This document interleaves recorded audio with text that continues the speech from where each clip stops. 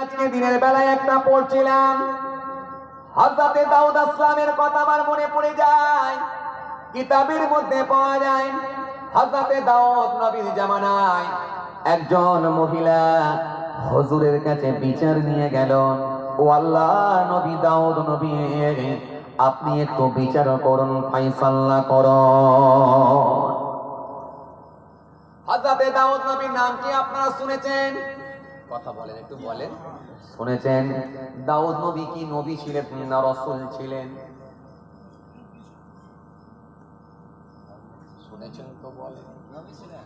হ্যাঁ, আমার ভাই বলছেন নবী ছিলেন, আপনারা বলেন। ভাই বলেছে রাসূল ছিলেন, আপনারা বলেন। হ্যাঁ, দাউদ নবী ছিলেন, ঠিক। মনে রাখবেন, যিনার উপরে কিতাব নাজিল হয়েছে তিনি হলেন রাসূল।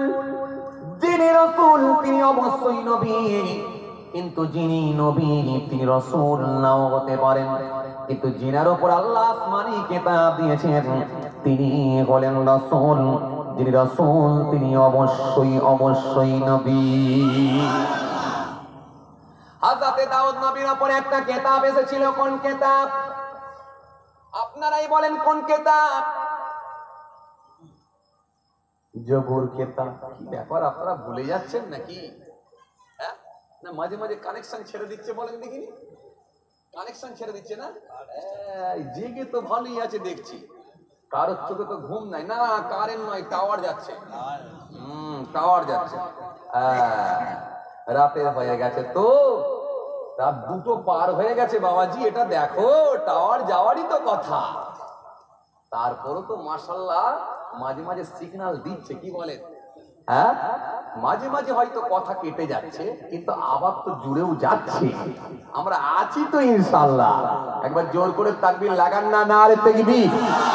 আর জোর করে দেন না, নারে তাকবীর। কি ব্যাপার বলেন দেখি, এই দিক দিয়ে আওয়াজের চাপ বেশি পাচ্ছি, অথচ লোকের চাপ এই দিকে বেশি পাচ্ছি।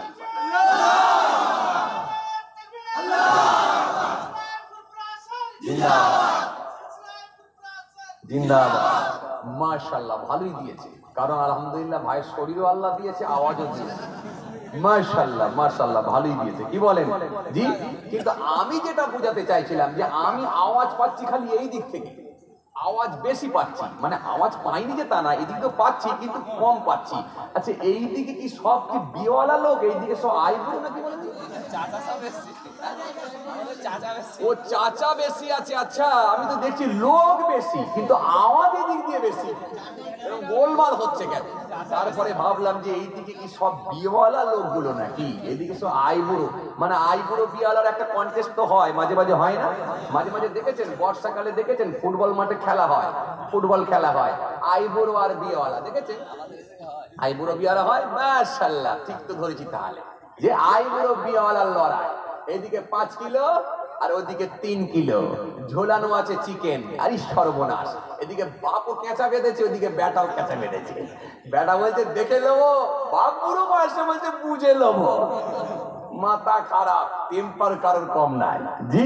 আমি তাই ভাবছি যে এইদিকে সব কি সব আইবুড়ো পড়েছে আর এইদিকে সব বিয়েওয়ালা পড়ে গেল নাকি? আচ্ছা, বিয়েওয়ালা আইবুড়ো তো সব পাইলি আছে, তাই না? আচ্ছা, আমরা একবার দেখি। আচ্ছা দেন তো একবার দেখি, প্রথমে আইবুড়ো যারা আছে, বিয়ে যারা করেননি, এই করছি তুই দিতে পারবি? কথা বুঝতে পারলেন? যারা একবার আইবুড়ো আছেন দেন তো দেখি, তকবীর না রে দেখবি। এইদিকে আইবুড়ো কেউ নেই, সব বিয়েওয়ালা। ভাই, একটা আইবুড়ো নেই নাকি? হ্যাঁ, এই কালো জামা, তুমি বিয়ে করে ফেলেছো তো? আর বেরো তো তকবীর। আমি বলেছি যাদের বিয়ে হয়নি চাপ নেই, যাদের বিয়ে হয়নি তারা দেবে।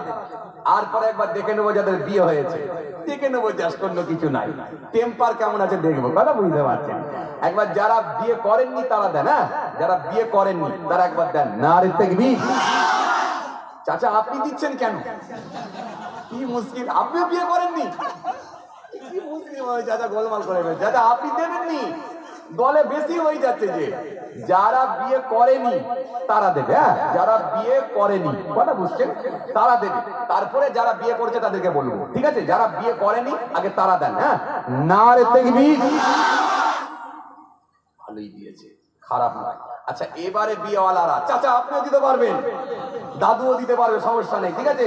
এই যারা বিয়ে করেছে তারা দেবে, বারা আমি জাস্ট দেখে নেবো কত লোক আছে, কোন দিকে পাল্লা ভারী আছে। এই যারা বিয়ে করেছে এবার তারা দাও, একবার দেখি। নারে তাকবীর।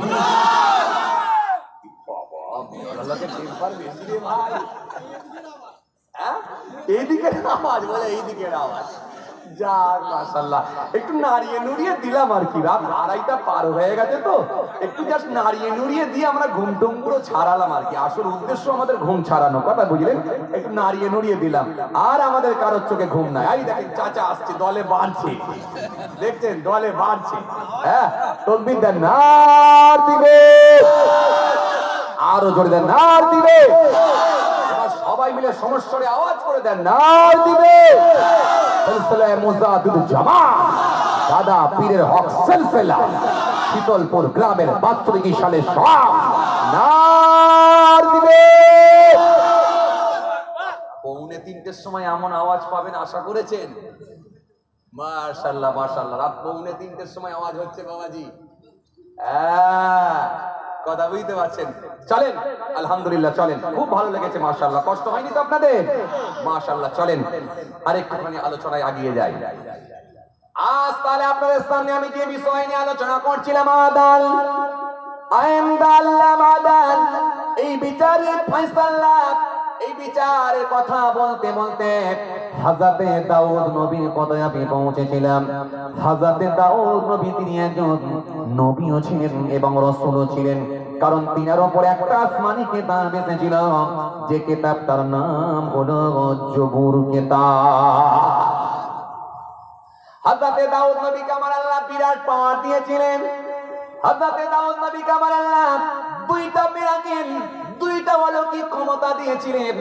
আল্লাহ নবী হযরতে দাউদ নবী যখন লোহার উপরে হাত দিতেন, লোহা অটোমেটিকলি নরম হয়ে যেত, যেভাবে ইচ্ছা তিনি যন্ত্র বানাতে পারতেন। পৃথিবীর সর্বপ্রথম যিনি যন্ত্র বানিয়েছিলেন, অস্ত্র বানিয়েছিলেন, যন্ত্র বানিয়েছিলেন, তিনি হলেন হযরতে দাউদ আলাইহিস সালাম। কামারেরা লোহাকে পুড়িয়ে পিটিয়ে নরম করে মেরে ঠুকে ঠুকে যন্ত্র বানায়। হযরতে দাউদ নবীর আগুন লাগতো না, পেটাতে হতো না, নিজে হাতে করে তিনি যন্ত্র অস্ত্র বানাতে পারতেন। আল্লাহ তিনাকে পাওয়ারটা দিয়ে দিয়েছিলেন। এই জন্য প্রত্যেকটা নবী আম্বিয়া সালামদেরকে আল্লাহ একটা অথবা দুইটা তিনটা পাঁচটা করে মিরাকেল অলৌকিক ক্ষমতা দিয়েছিলেন। আর আমাদের নবী হযরত নবী মুস্তাফা সাল্লাল্লাহু আলাইহি ওয়াসাল্লাম কাল্লাম এরকম কোন নির্দিষ্ট করে দেননি, বরং আল্লাহ বলেছিলেন, হাবিব গো তোমার সম্মান আমি আল্লাহ সবথেকে বেশি বাড়িয়ে দিয়েছি। তাই কোরআন স্পষ্ট ঘোষণা দিয়েছে, يا أيها الذين آمنوا استجيبوا لله وللرسول إذا دعاكم يا أيها الذين آمنوا لا ترفعوا أصواتكم فوق صوت النبي। হাবিবের সম্মান আল্লাহ সবথেকে বেশি বাড়িয়ে দিয়েছেন। কোরআনে এক জায়গায় নয়, একাধিক জায়গায় তার হাবিবকে নিয়ে আলোচনা করেছেন। আর হাবিবের জন্য সম্পূর্ণ স্পেশাল ব্যাপার, স্পেশাল অফার। হাবিব যখনই যেটা আমি আল্লাহর কাছে বলবে, আমি আল্লাহ সঙ্গে সঙ্গে হাবিবকে দিয়ে দেব। এজন্য নবী মুহাম্মদ মুস্তাফা সাল্লাল্লাহু আলাইহি ওয়াসাল্লামের মিরাকেল অলৌকিক ক্ষমতা আল্লাহ অনেক বেশি দিয়েছিলেন। আল্লাহ নবীর আঙ্গুলের ইশারায় আকাশের চাঁদ দ্বিখণ্ডিত হয়েছিল, নবীর আঙ্গুলের ইশারায় ডোবা সূর্য উদিত হয়েছিল। নবীর হাতের আঙ্গুল থেকে আল্লাহ ঝর্ণার ন্যায় পানি করেছিলেন, পানি বের করে দিয়েছিলেন। ওই পানি নিয়ে সাহাবায়ে কেরামেরা ওযু পর্যন্ত করে নিয়েছিলেন। নবীর জামানের দোয়া কবুল হয়ে যেত। রাসূলুল্লাহকে আল্লাহ এত পাওয়ার দিয়েছিলেন, কাফেররা যখন আমার নবীকে প্রশ্ন করত, হাতের মধ্যে বালু ধুলি নুড়ি কাঁকড় গুলো নিয়ে এসে মুঠো করে ধরে বলেছিল, মুহাম্মদ সাল্লাল্লাহু আলাইহি ওয়াসাল্লাম তুমি যদি বলে দিতে পারো এর ভিতরে কি আছে, আমরা তাহলে কলেমা পড়ে নেব। আল্লাহ নবী সেই সময় বলেছিলেন, শোনো আমি রাসূলুল্লাহ বলবো ওর ভেতরে কি আছে এটা বলবো না, বরং ওর ভেতরে যে জিনিসগুলো আছে সে বলে দেবে আমি কে। আল্লাহ নবী সেই সময় বলা মাত্র সেই মানুষগুলো বলেছিল এর ভিতরে যেটা আছে সে কথা বলতে পারে না। আবু জাহেল পাঠিয়েছিল নবী মুহাম্মাদের কাছে যেও না, সে মস্ত বড় একজন জাদুকর, যদি যেতেই হয় তাহলে একটু টেস্ট করে নেবেন।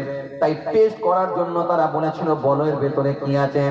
আল্লাহ নবী সেই সময় বললেন শোনো, তোমার হাতের ভেতরে যেটা আছে ওটা কি আমি বলি? হে হাতের মধ্যে যে নুড়ি বালি কাপড়গুলো আছে, হে বালুগুলো যা আছে আমাকে বলো আমি কে। ওই হাতের ভেতর থেকে নুড়ি কাপড় বালুগুলো স্পষ্ট ভাষায় বলেছিল আশহাদু আন্না মুহাম্মাদুর রাসূলুল্লাহ। এই জন্য নবীর মুআজিজা, নবীর কথা বলে শেষ করা যাবে না ভাইরা আমার।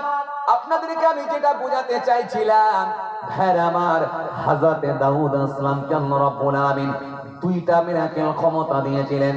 একটা হলো লোহায় হাত দিলে লোহা নরম হয়ে যেত, আর একটা হলো তিনি যখন জবুর শরীফ তেলাওয়াত করতেন, ওই জবুর শরীফ তেলাওয়াত শোনার জন্য উড়ন্ত পাখিগুলো চলে আসতো, এমনকি দরিয়ার মাছগুলো হুজুরের তেলাওয়াত শোনার জন্য চলে আসতো। ওই সময় কিছু মানুষ ছিল, যদিও আপনাদের জানা আছে লম্বা ওয়াকিয়া, লম্বা ঘটনা। ওই সময় কিছু মানুষ তারা মাছ ধরতে শুরু করে দিয়েছিল। আমি লম্বা ঘটনার দিকে যাচ্ছি না, যেটা বোঝাতে চাইছি ওই সময় আল্লাহ রাব্বুল আলামিন নবী দাউদকে জানালেন, হে দাউদ তুমি যখন জবুর শরীফ তেলাওয়াত করবে ওই সময় ওরা যেন মাছ না ধরে, অন্য সময় ধরো আপত্তি নাই, কিন্তু তোমার তেলাওয়াত শোনার জন্য মাছগুলো যায়, ওই মাছগুলোকে ধরলে আমি আল্লাহ কিন্তু ছেড়ে দেব না। এই নির্দেশ যখন আল্লাহ দিয়ে দিয়েছেন হযরত নবী দাউদ সেই সময় বলেছিলেন, বাবারা আমি যখন জবুর শরীফ তেলাওয়াত করব ওই সময় তোমরা মাছ যেন ধরে নিও না, কারণ আমার আল্লাহ সবই জানেন, আমার আল্লাহকে কেউ লুকাতে পারে না। সুতরাং তোমরা ওই সময় মাছ ধরো না, মাছ তোমরা অন্য সময় ধরো, কারণ ওই মাছগুলো আমার জবান থেকে তেলাওয়াত শোনার জন্য আসি। লোকেরা বলল, হুজুর চিন্তিত হবেন না, আমরা আর মাছ ধরবো না।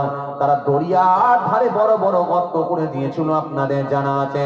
ওই গর্তের মধ্যে মাছগুলো এসে পড়ে গিয়েছিল, আর পরদিনে গিয়ে তারা মাছগুলোকে তুলে নিয়ে গিয়ে আবার খেয়েছে, বিক্রি করে দিয়েছে। ও বাবাজি, এই অপরাধ আল্লাহ মেনে নেন না। আল্লাহ সেই সময় কোরআনে কারীমের মধ্যে জানিয়ে দিয়েছেন তার হাবিবুল্লাহকে, হাবিবুল্লাহ গো আমি আল্লাহ তাদেরকে কেমন করে ধ্বংস করেছি দেখো।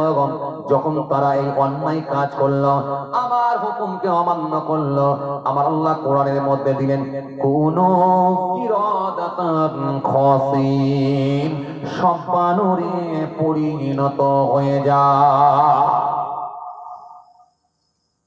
চলেন, অনেক লম্বা কথা, ওইদিকে আমি যাচ্ছি না। আমি যেটা বোঝাতে চাইছিলাম আজকে আপনাদের সামনে যে আলোচনা, ইনসাফ বিচার।